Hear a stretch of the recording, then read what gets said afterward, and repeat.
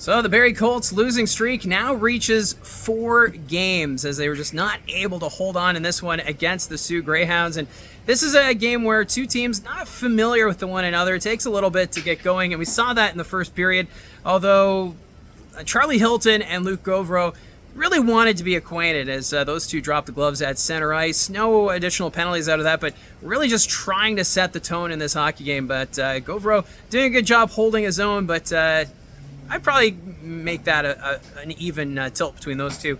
But the Soo Greyhounds, they would finally open the scoring as they were just putting on so much pressure right off the hop. Their forecheck, the cycle game, just getting pucks to the net, and Quinn McKenzie would get his first OHL goal after a shot from Chase Reed was put into the back of the net. So congratulations to McKenzie scoring his first career OHL goal, and that really started to get things going for the Greyhounds.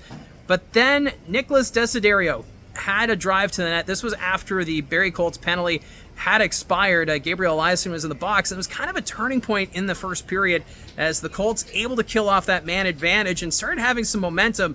And Nicholas Desiderio carrying the puck to the net, put it through Landon Miller, tying the game at 1. That would be Desiderio's first career OHL goal as well.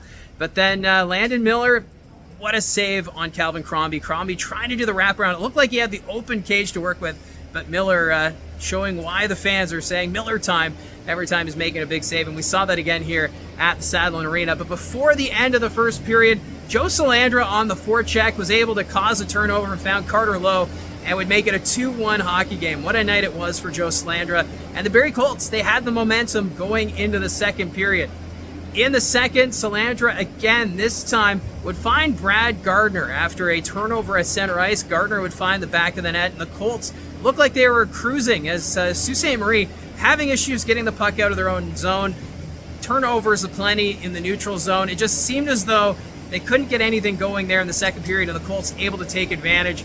And then Jaden Newton, he was in the penalty box, and he was about to have a breakaway because his power play penalty was coming to an end. However, the linesman standing right in front of the door had that collision, so the breakaway taken away by the linesman, but the linesmen are a part of the game. It does happen, but still, tough situation there for Jaden Newton. But then the Colts, they would go on the power play again later in the period. Actually, no, I'm jumping the gun here. Jordan Charron, let's talk about his amazing goal.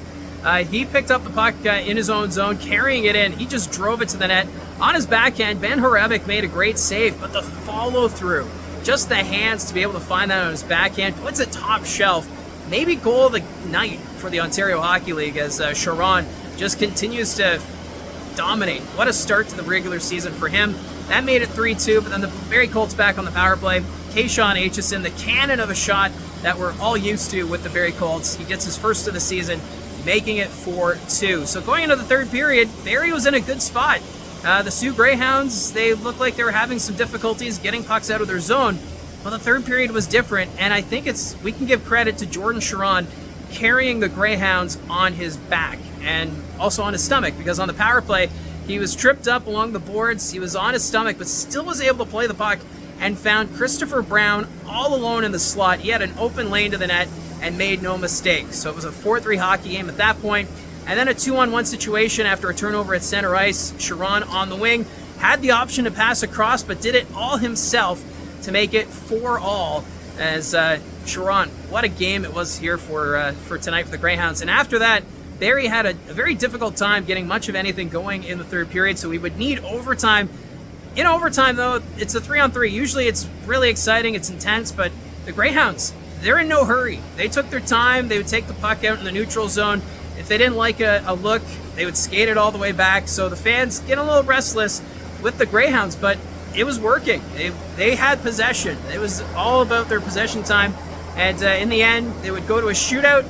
The Colts, they would miss their shots, but Ryan Kaczynski would get the lone goal for the Greyhounds, and that would be the game winner. 5-4 is your final in a shootout for Sault Ste. Marie as their 6-game road trip continues. They're now 3-1 on this road trip so far. Your 3 stars tonight, Kaczynski with the shootout winner is your 3rd star. 2nd star, Ben Horevic with 43 saves. And no surprise, Jordan Charron, 2 goals and an assist. He is your 1st star. So the Barrie Colts back in action Saturday, their first game against an Eastern Conference opponent. It's going to be the Oshawa Generals in town. You can catch that game on Rogers. And the Soo Greyhounds, their road trip continues in Brampton tomorrow as they battle the Steelheads. So that's it from the Saddle and Arena. Let me know in the comments below your thoughts on tonight's game. Don't forget to hit like and subscribe. Talk to you again soon.